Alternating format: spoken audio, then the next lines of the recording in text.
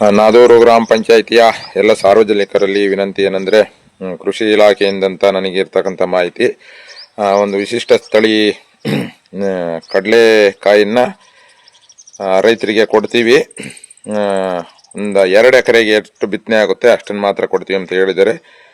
ಇದು ನಾದೂರು ಗ್ರಾಮ ಪಂಚಾಯಿತಿ ವ್ಯಾಪ್ತಿನಲ್ಲಿ ಮಾತ್ರ.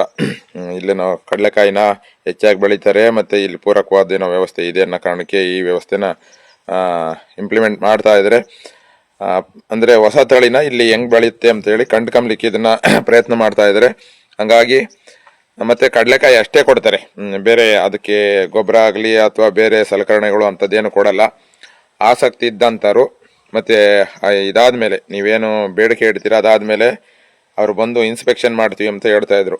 ಅಂದರೆ ನೀರಿದೆಯಾ, ಜಮೀನು ಅದಕ್ಕೆ ಪೂರಕವಾಗಿದೆಯಾ ಅಂತ ಹೇಳಿ, ಮತ್ತೆ ಬೆಳೀಲಿಕ್ಕೆ ಆಸಕ್ತಿ ಇದೆಯಾ ಅಂತ ಹೇಳಿ ನಾವು ಇನ್ಸ್ಪೆಕ್ಷನ್ ಮಾಡ್ತೀವಿ ಅಂತ ಹೇಳಿದ್ರು. ಹಂಗಾಗಿ ಯಾರಾದರೂ ಆಸಕ್ತಿ ಇದ್ದು ಹೊಸ ತಳಿನ ಬೆಳೆದು ಇದೊಂದ್ಸಲ ಪ್ರಯತ್ನ ಮಾಡ್ತೀವಿ ಅನ್ನೋಂಥವ್ರು ನೀವು ನಿಮ್ಮ ಹೆಸರು ಮತ್ತು ದಾಖಲೆಗಳನ್ನ ಕೊಟ್ಟು ಅವ್ರ ಕಡೆ ನೋಂದಾಯಿಸ್ಕೋಬೋದು. ಹಂಗಾಗಿ ನನಗೆ ಈ ವಿಷಯನ ತಿಳಿಸಿದರೆ ನಾನು ಈ ಮಾಹಿತಿನ ಎಲ್ಲರಿಗೂ ಹಂಚುತ್ತಾ ಇದ್ದೀನಿ. ಯಾರು ಈ ಪ್ರಯತ್ನಕ್ಕೆ ಮುಂದಾಗ್ತೀರಾ ಅವರು ನಿಮ್ಮ ನಂಬರ್ಗಳನ್ನ ಅಥವಾ ನಿಮ್ಮ ಡೀಟೇಲ್ನ ಅವರಿಗೆ ಕೊಡಿ. ಸಾಧ್ಯವಾದರೆ ಇನ್ನೂ ಹೆಚ್ಚಿನ ಮಾಹಿತಿ ಬೇಕು ಅಂದರೆ ನಾಳೆ ಬೆಳಿಗ್ಗೆ ಅವ್ರನ್ನ ಕರೆಸೋಂಥ ಪ್ರಯತ್ನ ಮಾಡ್ತೀನಿ.